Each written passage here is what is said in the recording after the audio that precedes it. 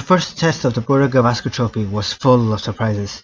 I mean, on the one hand, you had India coming in off a 3-0 home loss to New Zealand. Possibly their worst series ever. It was a complete shock. The Aussies, on the other hand, were coming in with a big break. They're still the number 1 ranked team, but their batting wasn't in the best of form across the last few series, and we highlighted that in our video analysis of them. Nevertheless, the World Test Championship was on the line. Hype was in full flow. This was a very much high anticipated series, yet India was already coming in with blanks on the team sheet. Shami has been injured for a long time, but even Shubman Gill was unavailable from the practice match, and Rohit Sharma is yet to join the team. And so that created vacancies within our own batting lineup. Now, watching batting at 3 would have been something so fun that I was actually kind of looking forward to it. What we ended up having is a situation where the India A games were kind of crucial. We had a temporary opener to fill in, we had a temporary number 3 spot up for grabs, and we had a number 6 spot. Coming into the series, K. Rahul and Surfaraz Khan were both fighting. But with the opening up for grabs, you had the experience of Kale versus Eastwarden to fill in that very crucial spot. And well, it's safe to say that Eastwarden didn't really bring his A game to the A game. Then you have David Padikal and Dhruv Jurel, who had a great A game. They showed composure, they showed temperament, and they showed that they were comfortable in the conditions, which kind of pushed them forward in the pecking order. I mean, Sarfraz Khan was the person who was initially in the 11. Now, spinner in question is a whole other debate, which is interesting to get into, and we made a whole video detailing the arguments for all 3 cases.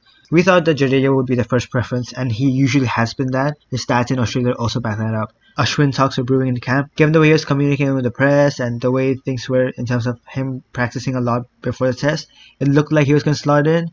And then Washi was in flowing form from the New Zealand series. But that would have been a massive call.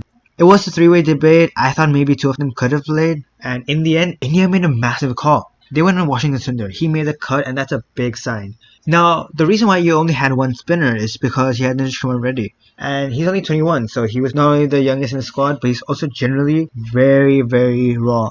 He has a very interesting profile in terms of the kind of player he is, though. He's made in the mold of Hardik, so that's why he's been fast-tracked to the squad. But he was reported to jump straight into 11, and personally, I didn't think he was that impressive for India A2. His domestic averages are also nothing to write home about. He's averaging 21, and that's with the bat, not with the ball.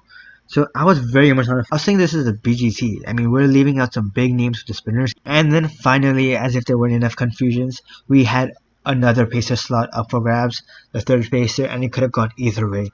There really isn't much experience between these players to divide. Akashdeep has been the player playing more for India of late, has not been given the best surfaces in India, but still has managed to pick up wickets. Prasad Krishna just fits in a very unique profile. And Ishant Sharma, someone who's high, someone who's tall, and someone who bowled good in the practices. And then you have Harshit Rana, who's promising, feels like a big game player, and also has a first class batting average of 41. I personally thought Akashdeep would be the one coming in. I mean, I don't feel like he's done a lot wrong. But in the end, it was Harshit. So that was just a sign that, in this series, we were going to expect the unexpected. Bumrah as captain won the first toss, chose to bat, and things did not work out. It just felt like deja vu. We were 73 for 6 at a stage, and wickets just kept on falling. Jaswal out immediately. Parikal tried to stick around, but struggled. Kohli edged it to the slips. Rahul kind of unlucky, a bit of a controversial decision. Washi Jurel might do a bit more. They didn't really step up as much as I hoped. We still go all out for 150 in 2 sessions, but Punt hit that amazing 6 against Cummins, which is audacious. And then NKR on debut top scored with 41. So yeah, he actually impressed, and that's when I started to eat my own words. 150 runs. It felt like gloom and doom, but then boom. I mean, Bumrah and Siraj and Rana, the captain led from the front. I mean, Hershey had a great first over too, so that was a good debut from him. Smith got a golden duck from an amazing ball of Bumrah. Marnus took a lot of hits, but only managed 2 runs in 52 balls, so that was kind of an odd innings. And they were reeling at 67 for 7 at stumps. We'd made it come back somehow because of this man right here. We had gone from 150 all out to being ahead in the game. And then it was time for day 2. Now, after an impressive bowling performance, India wanted to follow through and make sure they restricted Australia to under 100. Stark did hope for, got Australia just over the 100 mark, but Bumrah still picked up 5, and Stark and Harshit had some nice wholesome banter. And that was lunch. And after lunch, the whole pitch changed. Rahul was coming in on a good in the first innings. He did look in good touch despite getting unluckily out. And that didn't change, it continued. But it was Jaswal who really switched up how he played. He was tentative in the first innings and poked at one he shouldn't have. But here, he was just in full flow. And they just went on and on and on and on. It's like any kind of threat from the pitch was gone. Like the Aussie bowlers kind of just looked toothless at that point. Jaiswal was not at 98 stumps, and the opening stand had crossed 100, 150, it was at 172. And spoiler alert, the next day it did cross 200. So on day 3, Rahul got out earlier. I mean, he did deserve a century, it was a great innings for him. But for Yashasvi Jaiswal, I mean, it felt like a coming of age knock. Again, every few innings he has another knock, which is like, oh, he is the future of Indian cricket, and it just shows it time and time again. This was his 4th century, and as in his other 3 centuries before this, he converted it into 150 plus.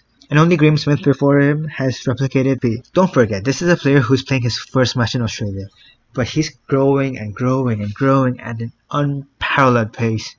He had patience, he was playing slowly, but he still had the fire. I mean, he gave some of the heat to Stark, telling him he's not fast enough. I mean, crazy, the nerves on this guy. And as if that wasn't good enough, I mean, as if that wasn't good enough news for the Indian fans, Indian supporters who worried about our batting, the king was recrowned. He scored his 81st century and finally got to 30 test centuries. It was his 5th when he at Australia where he got scored a century. That's a joint best with Alistair Cook, and he has Ashes to give him more games. David got a good start. He and Jurel went for at 1 run each. Washi did look solid. He held his forward, but didn't really accelerate the way he should have given the circumstance. And that's where NKR came in. I mean, Nidish already really took off. Changing momentum got Kohli from 50 to 100 in no time. It was just great to see him back. Worried about his form on one hand, he's not been great of late, but he comes back to Australia and he's back among runs immediately. India ended up with 487 for 6 declared. Australia were left with 534 to win. It was a very steep task. If Australia were resilient enough, they could fight for a draw, but no. That did not happen. Once again, it was Bumrah who was so good. I mean, he got McSweeney out early, and I feel bad for him because given the level of competition he has, you don't know how many cracks he'll have at the cherry. I thought Pat Cummins was very brave. He had a pretty forgettable match with the ball, but he did try to play the night watchman role and face a red-hot Bumrah early on. Marnus once again went, I don't know what he was doing, the ball pitched outside off, it was crashing in, and he just didn't offer a shot. The pitch was not for batters. Once again, it was for Bumrah. And yeah, I believe only in Jesse Bhai, game changer, he's only one. End of the day, Aussies were reeling at 12 for 3 and hope, well, I don't think they really had any of that. And so by the time day 4 came around, it felt kind of obvious that this would be the last day of the test match. All the Aussies, and I think even neutrals were wanting to see is signs of fight. Khawaja and Smith didn't really manage to add on to that. Travis Head at least got a good innings under his belt, nice 50, and was actually really close to getting 100, missed out by only 11 runs.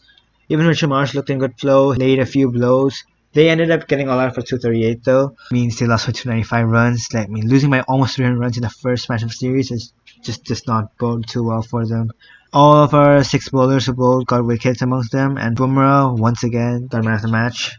Maxwell said recently, and I think he might be right, when all is said and done, Bumrah is already the best bowler of this generation. He could be regarded as one of the best bowlers of all time, full stop. Where we stand now is Australia really needs to turn things around if they want to give a fight, while India only needs 2 more games out of the last 4 to win the series.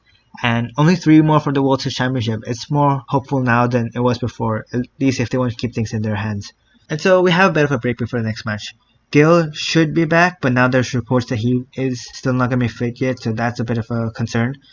Rohit will be. I mean, he already is back in Australia, but it'll be very interesting to see where he bats, because, I mean, Rahul had a great test match to boot. But at the end of the day, just looking at this match, I mean, either playing 11 itself is so exciting that we never know what's going to happen. So many surprises already, and more surprises to come. Drop your thoughts in the comments, by the way. I'm curious to see what you think will happen before the next match. Once again, thanks for watching. Don't forget to like, share, and subscribe. And we'll see you before the second test.